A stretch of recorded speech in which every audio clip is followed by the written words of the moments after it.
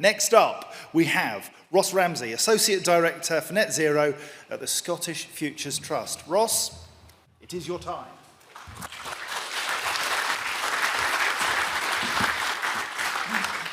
Thank you. So I'm going to talk to you today about the Net Zero Public Sector Building Standard, which is a voluntary standard which has been developed by a range of stakeholders in the public sector and government.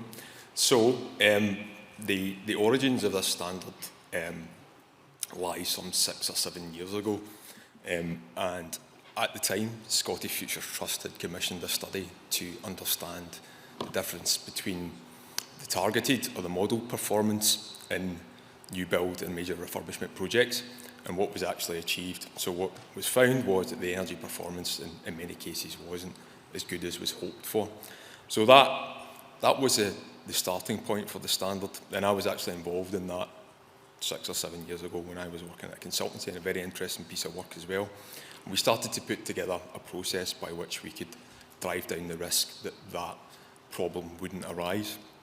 So the operational energy was the starting point for the standard. You can see that in the intervening years that's developed and now covers all aspects of carbon that you would expect to see in a building life cycle. So it covers the construction embodied carbon, so the carbon that's emitted in terms of the extraction of raw materials, the manufacture of components, the transport of materials to site and the actual construction itself. And it also covers the other whole life components of carbon as well. So the carbon that is emitted in terms of the upkeep of the building over time, the replacement of components, the replacement of services. But there's more to it now. So in keeping with the Scottish Government's aspiration to keep the place principle central to what they're doing in terms of investment in the public sector, we have Objective 1, which is centred around the place principle, and it's about making the right investments for the right reasons in the right places. And we think it's going to be quite a powerful part of the standard, and in some ways it's the opportunity for us to reduce the greatest amounts of carbon in what we do. And then finally, we look at both the internal and the external environmental impacts of what we do in the standard as well. So we want buildings that are fantastic places to work and to use going forward.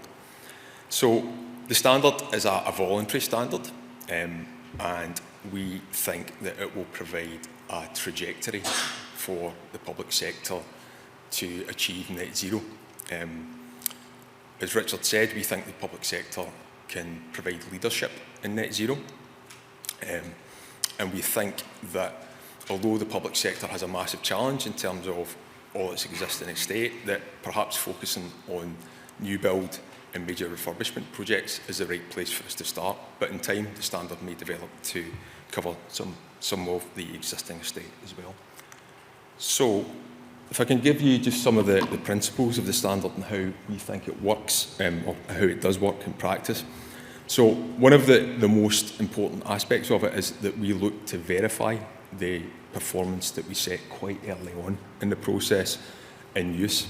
So when someone enters into the process of applying the standard, they're not going to find out whether or not they've actually achieved it until the building's been in use for a number of years afterwards. So it's quite a long-term commitment, if you like.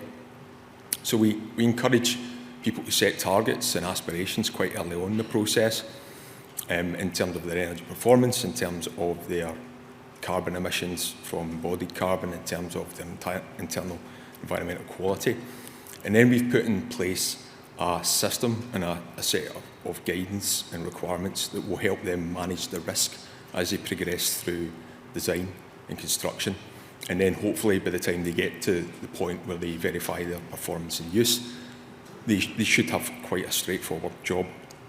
So we hope that this, as I say, will help the public sector navigate their many requirements in terms of reducing emissions, in terms of meeting net zero. But we think there'll be lots and lots of other benefits to that as well. So we think it will result over time in better buildings for the public sector and for those who use it. So some other benefits that we might see emerging from the process, and we've observed in some of the early stage projects that have actually applied the standard, include perhaps it may mean that we actually see a greater incidence of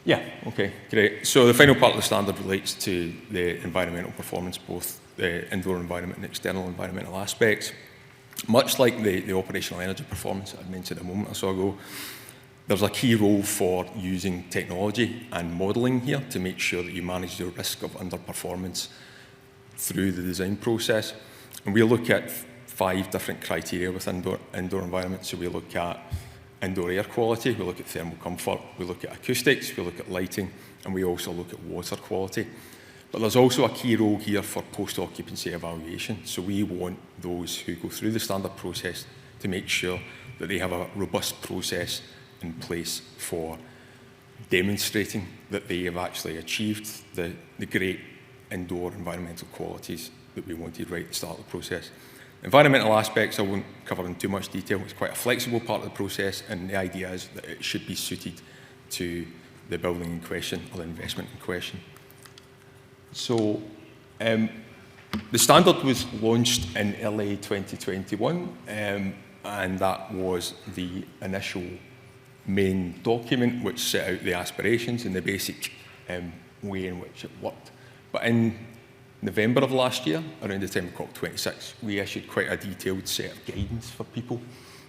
So if you wanted to apply the modelling process that we encourage in the standard, we have a guide for that. If you want to develop a metering strategy for your building, we have guides to help you do that as well. And we also have a set of case study projects which were titled as Pathfinders. So these were 10 ambitious public sector projects which had already set out a degree of ambition in terms of their environmental performance.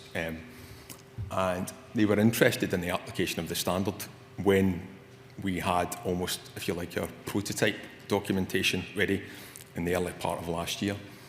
So we provided a degree of support to each of these participants to help them apply the principles of the standard. They benefited in terms of the support provided. Many of them have actually chosen to adopt the standard going forward. And we benefited as well because we got to try out our documentation that we developed. So I'll talk very quickly about a couple of these projects. So this is one which I found very interesting, St Sophia's Primary School in Galston in East Ayrshire. So this is going to be quite a pioneering project. So it's going to be one of the first school buildings in the UK to apply the EnerFit process. So EnerFit is the retrofit counterpart of Passive House. I don't know if many of you know about Passive House. But Passive House specifies really high energy performance and really high internal environmental performance. It's a very demanding and challenging standard to achieve in a new building, but here we're applying it to an existing building. Then one of the interesting things about St Sophia's is that right at the start of the process, East Ayrshire did some of the right things in terms of engaging with those who used the building and the local community. And what they found was that there was a real desire to keep this ageing 1950s school.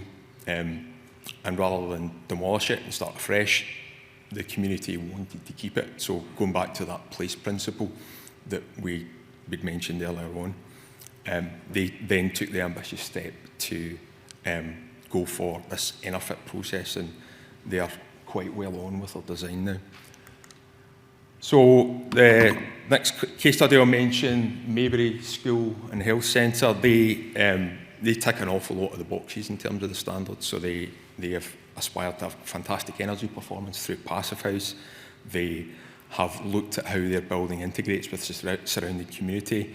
They've done an awful lot of work in terms of the landscape and the orientation of the building, and they're taking some quite ambitious steps, like, for example, they have decided that they're not going to have any dedicated car parking to try and encourage sustainable travel. So that was a couple of the 10 Pathfinder projects there.